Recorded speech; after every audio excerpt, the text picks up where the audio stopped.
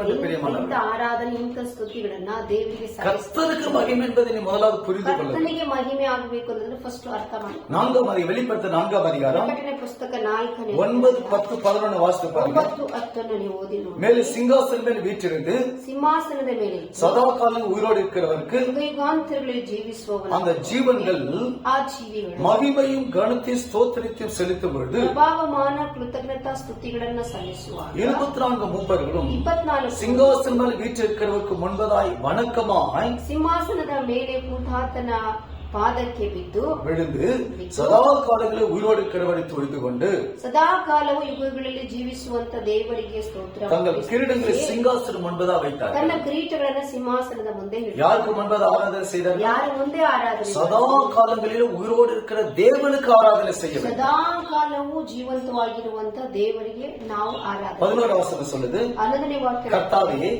தேவரே மகிமையும் கனத்தையும் வல்லமையும் பெற்றுக் கொள்வதற்கு ನೀನು ಪ್ರಭಾವ ಮಾನ ಬಲಗಳನ್ನು ಹೊಂದಿಕೊಳ್ಳುವುದಕ್ಕೆ ಪಾತ್ರರಾಗಿದ್ದೀರಿ.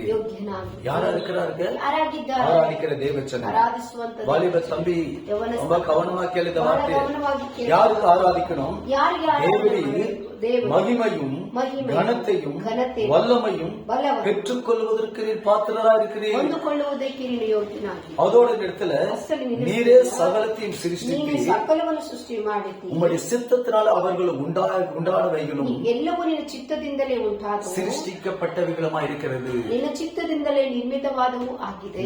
ದಯவு செய்து வாசி. ವಾಕ್ಯವೆಲ್ಲ ದಯವಿಟ್ಟು ஆராதனைக்கு முன்பதாக ஜெபிச்சு ಆರಾಧನೆ ಮುಂಚೆ ಪ್ರಾರ್ಥನೆ கர்த்தருக்கு உன்னை ಜೀವ ಬಲಿ ಒಪ್ಪುಕೊಡು. ಕರ್ತನಿಗೆ ನಿಮ್ಮನ್ನ ಜೀವ ಯಜ್ಞವಾಗಿ ಒಪ್ಪುಕೊಡುங்க.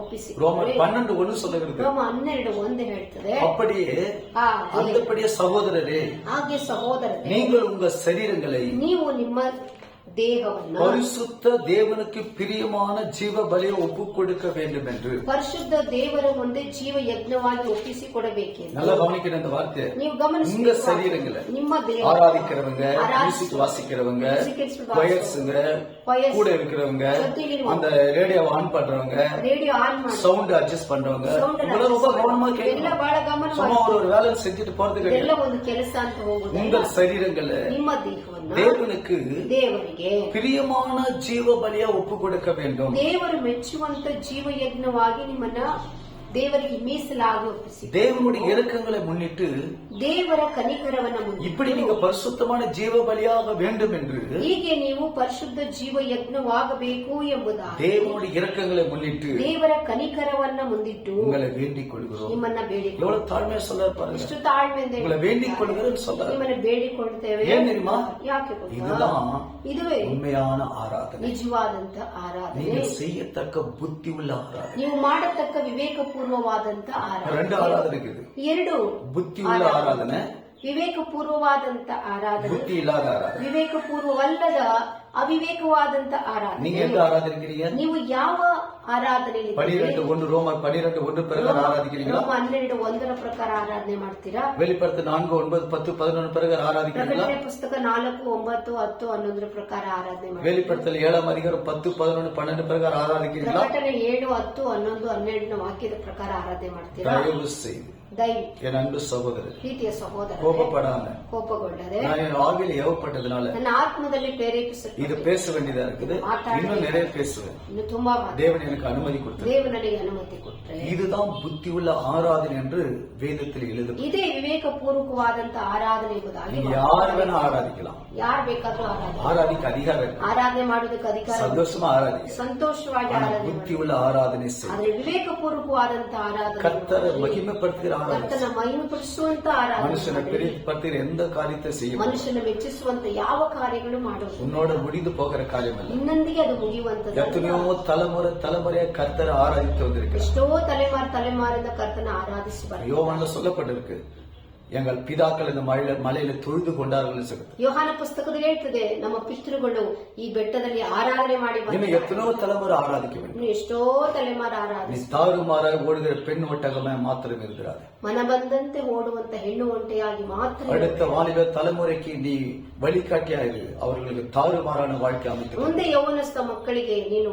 ಮಾದರಿಯಾಗಿರು, ಮನ ಬಂದಂತ ಕಾರ್ಯಗಳನ್ನು ಮಾಡಿ. ಯೇಸು ಮಹಾರಾಜ ಯೇಸು ಮಹಾರಾಜರು ಬರ್ತಿದ್ದ ಅವರ ಸಂಧಿக்கு ஆயத்தமாக ಅವರು ಸಂಧಿಸುವುದಕ್ಕೆ ಸಿದ್ಧರಾಗಿ. இந்த ஆராதனைக்காக உங்களை ஒப்புக் கொடுங்க. ಈ ಆರಾಧನೆಗಾಗಿ ನಾವು ಒಪ್ಪಿಸಿ நாங்க உங்களுக்காக ஜெபிக்கிறோம். ನಾವು ನಿಮಗೆ இரக்கத்தில் ஐஸ்வர்யமுள்ள தகப்பனே, ಕನಿಕರದಲ್ಲಿ ಐಶ್ವರ್ಯವಂತನಾಗಿ இந்த வேளையில ஆராதனை குறித்த அநேக காரியங்களை நாங்கள் வேத ஆதாரத்தின்படி பார்க்க உதவி செய்யுங்க. ಆರಾಧನೆಗಿರುವಂತ ಎಲ್ಲಾ ಕಾರ್ಯಗಳನ್ನು ಸತ್ಯವೇದ ಆಧಾರದಲ್ಲಿ ನಾವು ನೋಡಿದ್ದೇವೆ. ஒருவேளை இந்த வசனத்தை கேட்கிற நண்பு யாராவது ஆராதிக்கிற பிள்ளைகள் இருந்தா ಒಂದು ವೇಳೆ ಈ ವಾಕ್ಯವನ್ನ ಕೇಳುವಂತ ಆರಾಧಿಸುವಂತ ದೇವರ ಮಕ್ಕಳು ಯಾರಾದ್ರೂ தயவு செய்து அவர்கள் தவறான ஆராதனை செய்த மன்னித்து ದಯವಿಟ್ಟು ಅವರು ತಪ್ಪಾದಂತ ಆರಾಧನೆ ಮಾಡಿದ್ರೆ ரோமர் 12:1 படி ರೋಮ 12:1 புத்தி உள்ள ஆராதனை செய்ய பரிசுத்தாவி அவர்கள் கற்றுத்தார். ವಿವೇಕಪೂರ್ವಕವಾದಂತ ಆರಾಧನೆ ಮಾಡುವುದಕ್ಕೆ ಪವಿತ್ರಾತ್ಮ ನಮಗೆ ತಿಳಿಸಿಕೊಡಬೇಕು. 63:10 சொல்லுகிறது, 63ನೇ ಅಧ್ಯಾಯ 10ನೇ ವಾಕ್ಯ, கர்த்தருடைய ஆவியானவரே சத்துருவாய் மாறி அவர்களுக்கு விரோதமாக யுத்தம் பண்ணினார் என்று எழுதியிருக்கிறது. ಕರ್ತನ ಆತ್ಮನೇ ಶತ್ರುವಾಗಿ ಮಾರ್ಪಟ್ಟು ಅವರಿಗೆ ವಿರೋಧವಾಗಿ ಯುದ್ಧ ಮಾಡಿದನು.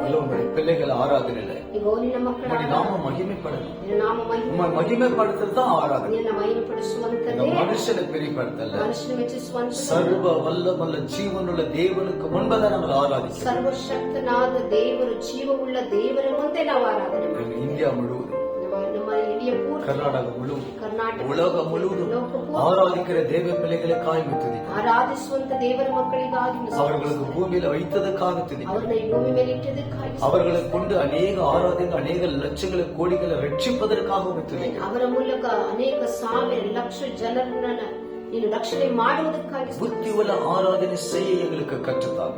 ವಿವೇಕಪೂರ್ವಕವಾದಂತ ಆರಾಧನೆ ಮಾಡುವುದಕ್ಕೆ ನಮಗೆ ತಿಳಿಸಿ. ஒருவேளை இதுவரை நாங்க அப்படி செய்யாமல் ವರೆಗೆ ನಾವಾಗಿ தயவு செய்து எங்க மீது மனமிறங்கி ದಯವಿಟ್ಟು ನಮ್ಮ ಮೇಲೆ ಕನಿಕರಿಸಿ. நாங்க நல்ல பயபக்தியுள்ள புத்தி உள்ள ஆராதனை செய்ய கர்த்தர்கள் அபிஷேகம். ಭಯಭಕ್ತಿಯುಳ್ಳ ವಿವೇಕಪೂರ್ವಕವಾದಂತ ಆರಾಧನೆ ಮಾಡುವುದಕ್ಕೆ ನಮಗೆ ತಿಳಿಸಿ. இந்த ஒவ்வொருவரையும் நான் ஆசீர்வதிக்கிறேன். ಒಬ್ಬೊಬ್ಬರನ್ನು இதை கேட்கிற ஒவ்வொருவரும் புத்தி உள்ள ஆராதனை செய்வார்களா?